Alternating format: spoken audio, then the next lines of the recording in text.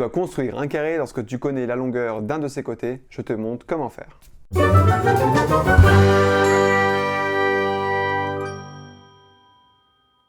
Avant de passer sur la feuille, rappelons la définition d'un carré. C'est un quadrilatère qui possède 4 côtés de la même longueur et 4 angles droits. Pour faire cette construction, tu vas donc avoir besoin d'un crayon bien taillé pour faire de la géométrie, d'une règle et d'une équerre.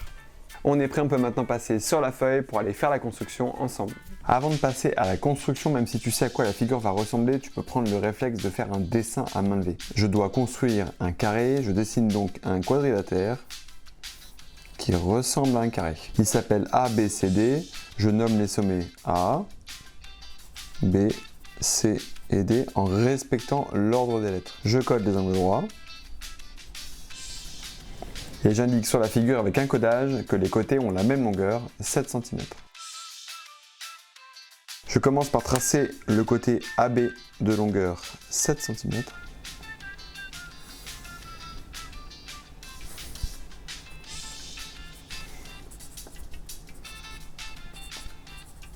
Pour tracer le côté BC, je prends l'équerre et je trace la droite perpendiculaire à la droite AB, passant par le point B. Si jamais cette étape te pose problème, je t'encourage à aller voir la vidéo base sur le tracé de droite perpendiculaire.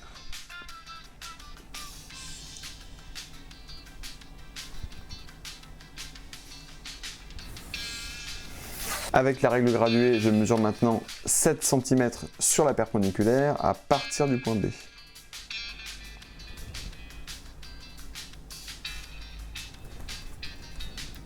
Je place le point C.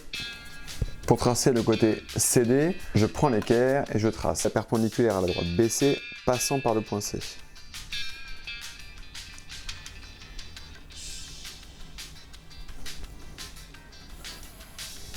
Avec la règle graduée, je place le point D à 7 cm du point C sur la perpendiculaire.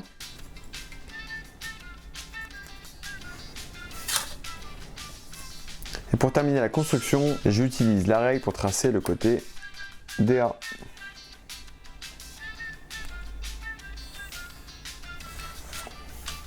Je pense à coder les angles droits et les côtés de la même longueur.